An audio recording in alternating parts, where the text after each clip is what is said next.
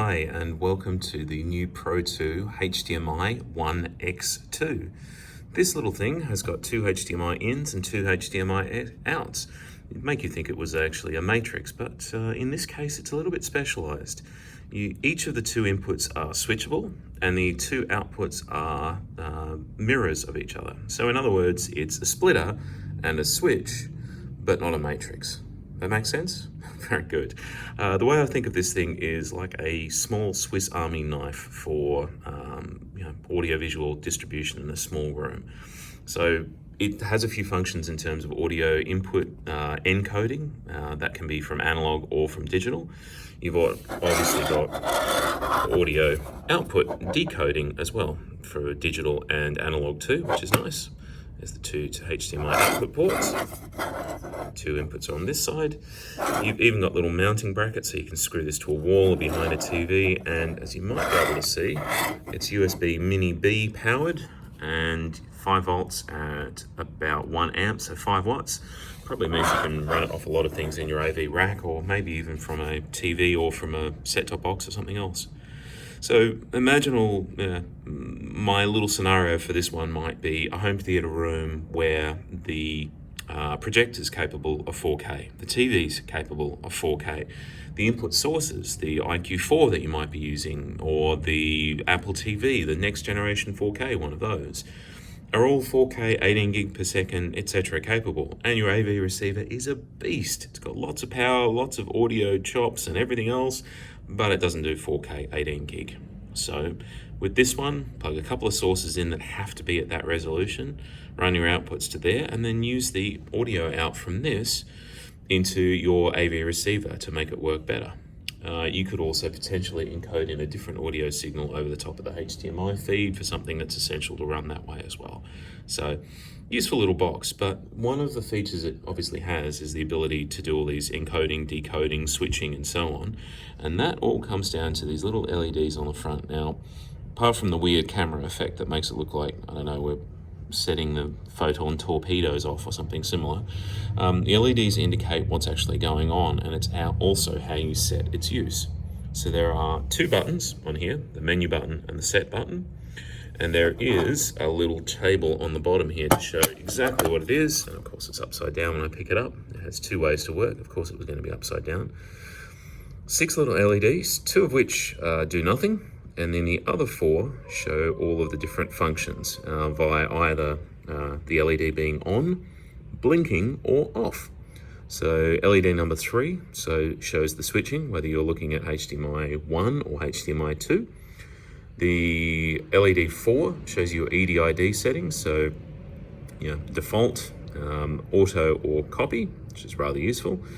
And then your audio encoding or decoding status is on number 5. So if you are decoding the audio, so stripping the audio out of the signal, you'll put that onto off for number 5. If you're using digital encoding, in other words, pushing in an audio signal from a digital source, that's blinking on 5.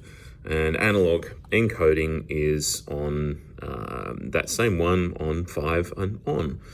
Last one is the encoding and decoding configuration. In other words, if you're pulling in what you pull out, so if it's a multi-channel, 7-channel, etc. signal, then bypass is your beast. Otherwise, you can set that to blinking if you want to decode to 5.1, or to on if you want just stereo audio to come out. All right, so to actually do the setting of the function, so to switch between the inputs or set whether your audio encoding or decoding, the way that it works is press and hold on the menu button for about 1.5 seconds. And from there, I think I might have pressed that a little short. Okay, then I can press my menu button and see it starts flashing rapidly, and that changes between each of the 4 LEDs that I can set. If I press the set button, I've now set input 3 to LED 3 to HDMI 2. Press it again, I turn that off, and it means it's on HDMI 1. Move to input 4. This is my EDID settings, so is it on default, is it on auto, or is it on copy? It depends on which particular function I'm setting it to. Move to 5, and I've got audio encoding and decoding. Go to this, where it's blinking slowly, and it's encoding digital audio in, so it's going to use this SPDIF input. Press it again, goes to solid on. Now it's encoding audio, analog audio in, so it's taking the 3.5mm in here. Press it once more time and it goes off, and now it's only decoding. So it's producing the audio via the outputs on the other side, upside down of course. Last one, number 6. This is my encoding or decoding audio configuration. So at the moment it's set to off, which means it's bypassing, so whatever coming in is whatever's going out. Blinking mode means it's decoding to 5.1, press it again, and it's going to 2-channel stereo audio. So yeah, you've got a few different options and modes for it. Back to number 3. So at the moment, if that's on, then we're looking for HDMI in 2. If I press this again, it switches off. We're looking for HDMI in 1. Simple as that. And to get out of the menu, press and hold it for another 1.5 seconds, and it flashes like that. And you can see that we're still set to HDMI 2 for my input, because little LED 3 is lit up. In terms of the other ones that are there, 4 is off, so we're doing the default EDID.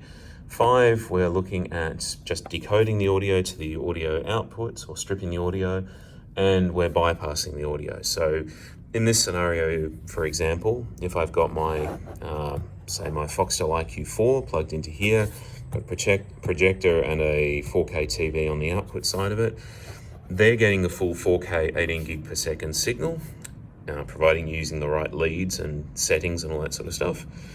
HDMI in is what's being distributed to the 2, and the audio output's being decoded here that could go to a soundbar like a Sonos or a Yamaha, or through to a home theater AV receiver through the SPDIF or analog in. And at the moment it's bypassing the audio, so whatever the IQ4 is providing here is what's coming out the other side. All right, I hope you find it useful, and I hope that helps. Take care.